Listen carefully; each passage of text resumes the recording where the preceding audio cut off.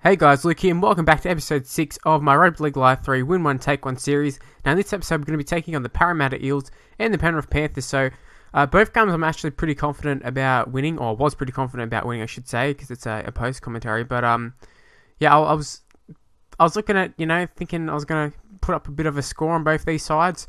In terms of who are some players from, we'll talk about the Eels first, because obviously we're playing them in this first game.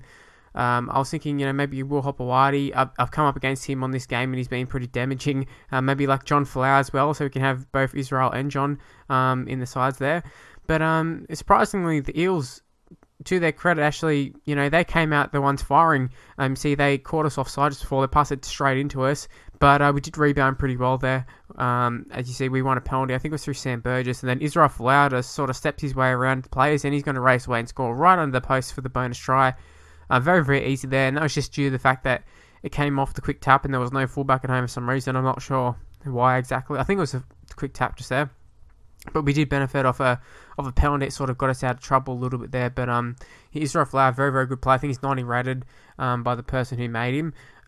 So, yeah, I can't argue that he's a very, very good player and I would love to see him back in league at some point. But Ben Hampton, who we got from the Melbourne Storm in the last episode, I think he was coming off the bench, or maybe he's in the halfback role. Can't remember, to be totally honest with you, but switching players around left, right and centre, game from game, like we don't have a set side. Especially with the Nines, you can sort of just play anybody anywhere. You can roll with all forwards, you can roll with all backs, whatever. It's pretty easy. 6 minutes in though, we already have the lead, and it gets even better as John Folau ends up getting sent to the sin bin. You see he's number 13, so he's a bench player. Now Petahiku nearly goes over and scores, but he's held up. There was really no chance of him getting the ball down. Just one of those animations where it was one of those ones where there was never even a chance of reaching out, I don't think. And then right at halftime, Eels had the last chance, but we wrapped them up pretty easily, I'd have to say. Well, it wasn't easy, but we got them in the end. And 7-0 it was at halftime. We didn't start off too crash hot, and Samuel Roger picks it up, but Sonny Bill just monsters him just there. Not quite the shoulder charge, but it was pretty darn good. And then we're looking to capitalise on that, and Petahiku just a little bit disappointing. Petahiku he doesn't have the pace. He's not very strong in this game. He's rated very well. I think he's like an 85, 86 rated, something along the lines of that. But he just seems a little bit lackluster. I suppose in real life he's not some pacey dude or anything, but I suppose it probably doesn't translate well to a game.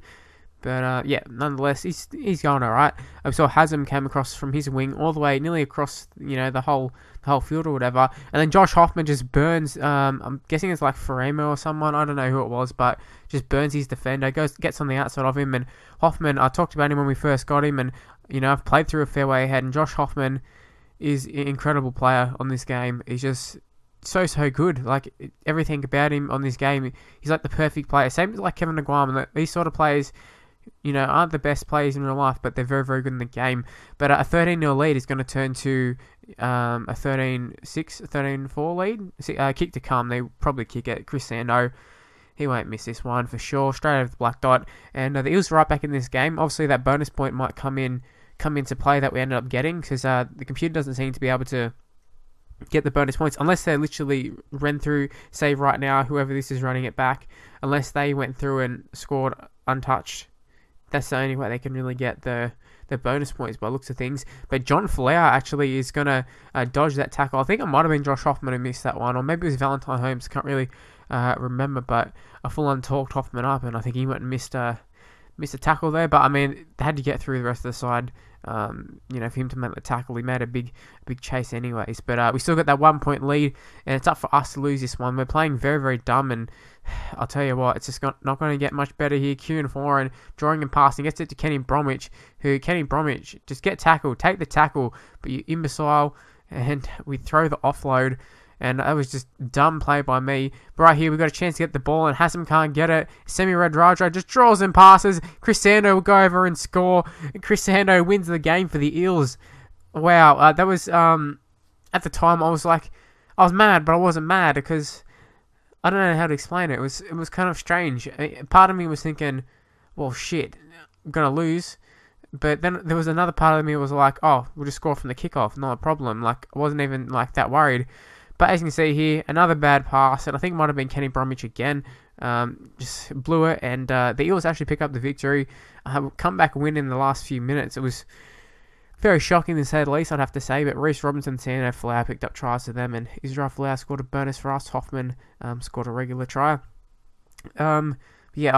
Eels were someone who I wasn't looking at a whole bunch of plays and thinking, yep, we need them. Obviously, Raj would be nice. Top wide, he would have been alright, but it's more the fact that we're going to be losing a player. And we did lose early to the Cowboys, but at that stage, we didn't really have many players in the side. So the only losses would have been, a Burgess or someone. Where now we've got some real players in the side. You saw Petahiku, who I was just talking up about, being a little bit underwhelming. Underwhelming. Still good enough to be in our side for sure. In the centres probably, in the 13-a-side game, but not to be, as he ended up leaving the squad, and we were looking to bounce back straight away, taking on Penrith Panthers, who don't have like a brilliant side on this game, but then I didn't really think Eels had a brilliant side either. So it's going to be interesting to see how this plays out, whether we're going to bounce back really well, or if we're going to continue playing shit. But they've got a few high-rated players, and they also got some like reserve grade players in the lineup. We really should be beating the Penrith Panthers, but it hasn't really started out that well. I mean, they made a bit of a line break the first set, but we do strike right back here, getting it to Big Hassan, or Little Hassan, or Mazza, I should say, cuts back inside there, and then they're going to hold down a little bit too long, and I'm not sure who number one is for them, maybe Selesniak or someone, but they gave away the penalty, just holding down. And then Felipe Mateo, we haven't played him too often, but the more times I play him, the more I think, man, he's actually a pretty good, he's a pretty solid player in this game. He's, can play 5'8" and that, so he's got the half skills a little bit there, and then obviously he's got pretty decent size as well, so he's got the power as well, so he might be a bit of an asset to the side, although he's only 80 rated.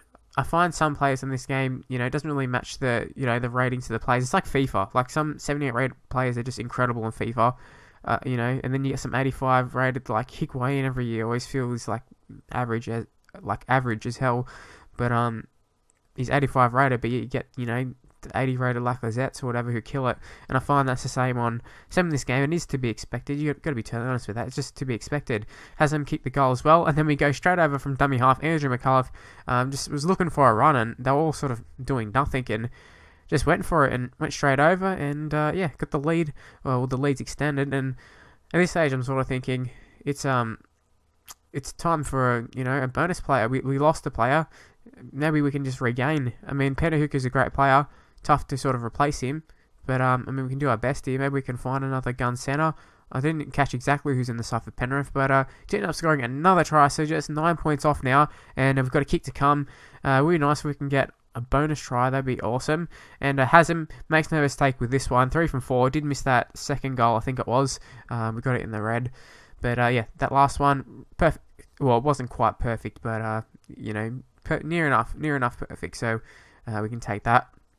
Now, starting the second half, we start off very, very strong here. Kieran Foran on the ball here. Throws a bit of a dummy, and the fullback falls for it. Not the most best-looking dummy I've thrown in this game. I'm falling in love with the dummy in this game. The ones where they go for it, really, really nice. And I do find they do actually fall for it if you do it previously there. Where, like, as you saw there on Rugby League Live 2, you throw a dummy, you have to do it right there. And, sometimes they'll do the same animations if you just step them. Fortunately for us, it did sort of work out that time, and Kieran Foran ended up scoring and brought up our bonus play or whatever, and then Josh Hoffman just slides through that gap there, and like I've said earlier in this episode, my love for Josh Hoffman on this game, and it's continuing to do what he does best, and that's, just glide through those little gaps there. I'm not sure what sort of pace he's got, but whatever it is, it's working. Now, Kerry McInnes off the bench. We're starting to use our bench a little bit more. I don't know how effective it actually is, but that's what we're doing. And at this stage, because Petahiku is not playing, I think Jake Malmo was the one who came in. I didn't mention that. But Kerry McInnes going to go for the dummy half little run there. I thought we could have dived over, and there was a little bit of I'm not sure if it's a little bit of a glitch or what happened there, but we sort of just were, running on thin air. We weren't really going anywhere, but we weren't getting tackled as well. We're just getting sort of held up. But Jake Momo dived over from dummy half. What we wanted to do the first time with McInnes, it was. But yeah, you see McInnes going into more of a ball playing role just there, sort of slotting in everywhere. I mean, you have positions, but you don't have positions. And Israel Folau just goes through and scores there. And looking back at the replay, I'm like, is that the referee running back there? But no, that was a Penrith player.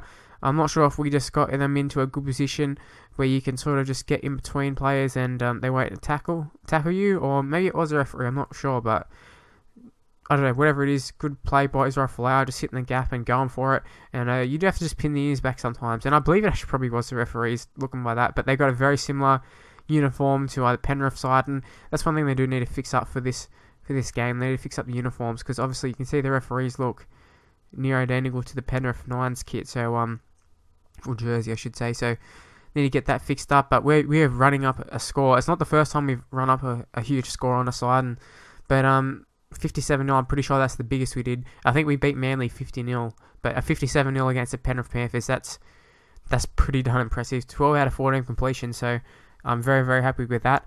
So let's take a look at the 4 players we're going to be getting. So we've got 3 bonus plays, so we get 7, 3, 8, and 4. So we'll take a look at the first player, and Peter Wallace. And I think that's a really good pickup. I'm not really sure about the Nines, how effective he'll be in the Nines, but for sure in 13-a-side game, I think he'll come in handy. Then we've got Tupu Soawaga. I'm not sure the exact pronunciations, but I believe this is a guy who used to play for Sharks, I think. Play at Penrith this year, and he's rated 80 on this game, so we can find a use for him. Nate Smith, I believe that's supposed to be like Nathan Smith, whatever. Played a bit at the Bulldogs, bit at Penrith. I don't think he's played much first grade, but I don't really see a future with him. He was actually in the New South Wales Cup squad when you go to it, but he was in the Nines team for this. I don't really understand it. Then Will Smith, obviously in real life he's actually going pretty good, but on this game not rated very well, so probably won't be using him at all unless we lose a whole bunch of players. But yeah, he's in the side, and that's where the video is going to end. Hopefully you've enjoyed it. If you leave a like, be very much appreciated. Subscribe to my channel, leave a comment, I'll definitely reply, and follow me on Twitter at Mr. Luke on YT, Facebook page in the description below, and check out all my other videos and all that sort of stuff. Alright, thanks for watching, guys. I'll see you next time. Bye.